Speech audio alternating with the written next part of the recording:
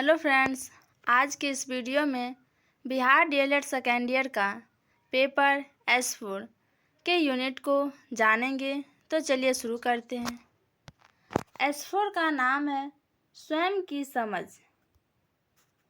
इसका जो first unit है, एक व्यक्ति के रूप में स्वयं को समझना, अर्थात अपने आप को समझना एक व्यक्ति के रूप में। इसका जो फर्स्ट पॉइंट है, अपने व्यक्तित्व को समझने की जिज्ञासा, मैं कौन हूँ, सेल्फ बनाम ईगो, अस्मिता के पहलू। इस पॉइंट के अंतर्गत व्यक्तित्व से आप क्या समझते हैं, मैं कौन हूँ इसका वर्णन करें, सेल्फ बनाम ईगो से आप क्या समझते हैं, अस्मिता के पहलू कौन कौन से हैं, इस सब को इस पॉइंट में पढ़ना होता है। सेकेंड पॉइंट है अपना सेल्फ पोर्ट्रेट लिखना, अर्थात अपने आप के बारे में लिखना। थर्ड पॉइंट है आत्म अभिव्यक्ति की समझ, अपनी स्वीकार्यता, स्वाभिमान, आत्मविश्वास, आत्म अभिप्रेरणा। इस पॉइंट के अंतर्गत आत्म अभिव्यक्ति से आप क्या समझते हैं, आत्मविश्वास से आप क्या समझते हैं, आत्म अभिप्रेरणा क्या है, इस सब को इस पॉइंट के अंतर्गत पढ़ना होता है। अगला पॉइंट है शिक्षक शिक्षिका के तौर पर अपने मजबूत एवं कमज़ोर पक्षों का प्रोफाइल बनाना तथा उसके कारणों पर विचार करना। इस पॉइंट में शिक्षक या शिक्षिका के तौर पे अपने मजबूत पक्ष, यानी हमारी मजबूत पक्ष क्या है और कमज़ोर पक्ष क्या है, इसका प्रोफाइल बनाना और उसके कारण पर विचार करना। इस सब को इस पॉइंट में पढ़ना होता है। अगला पॉइंट है उपरोक्त बिंदुओं से संबंधित कार्यशालाओं का आयोजन, अर्थात इस सभी बिंदु से संबंधित कार्यशाला का आयोजन करना। अब है सेकेंड यूनिट, अपनी अस्मिता के प्रति सजगता। इसका जो फर्स्ट पॉइंट है शिक्षकों की अस्मिता, समकालीन विमर्श, एक आदर्श शिक्षक की संकल्पना। इस पॉइंट में शिक्षक की अस्मिता से आप क्या समझते हैं, एक आदर्श शिक्षक की क्या संकल्पना होनी चाहिए, एक आदर्श शिक्षक का गुण क्या होनी चाहिए, इस सब को इस पॉइंट में पढ़ना होता है। अगला पॉइंट है शिक्षक की अस्मिता संबंधी सैद्धांतिक परिप्रेक्ष्य, अर्थात इस पॉइंट में शिक्षक की अस्मिता से संबंधित सैद्धांतिक परिप्रेक्ष्य को पढ़ना होता है।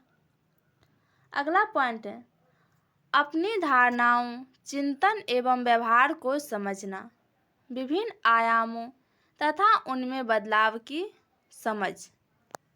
इस पॉइंट में अपनी धारणा और चिंतन तथा व्यवहार को समझना और उसके आयाम और बदलाव, इस सब को इस पॉइंट में पढ़ना होता है।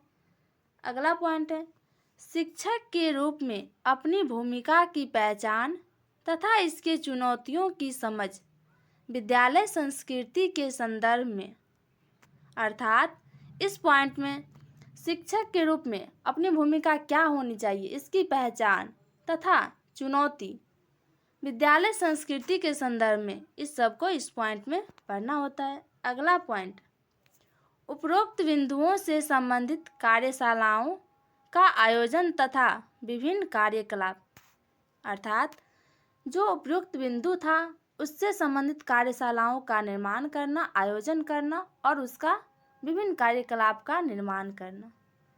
अब है यूनिट 3, अपने कार्यों तथा जीवन उद्देश्यों की समझ।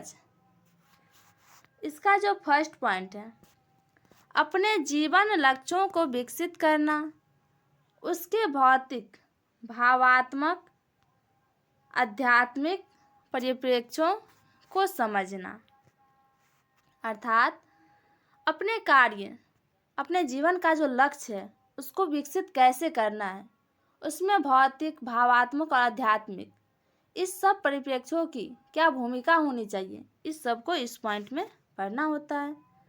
अगला पॉइंट है स्वयं के बारे में अपने सहकर्मियों, विद्यार्थियों, समुदाय आदि की धारणाओं को जानना।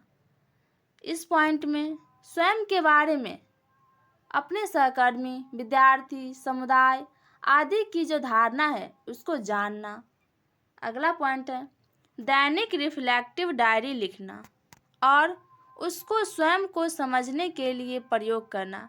अर्थात इस पॉइंट में दैनिक रिफ्लेक्टिव डायरी, इसका मतलब होता है जो हम कार्य करते हैं, जो हम कार्य पूरे दिन करते हैं उसको फिर लिखना, स्वयं को समझने के लिए इसका प्रयोग करना।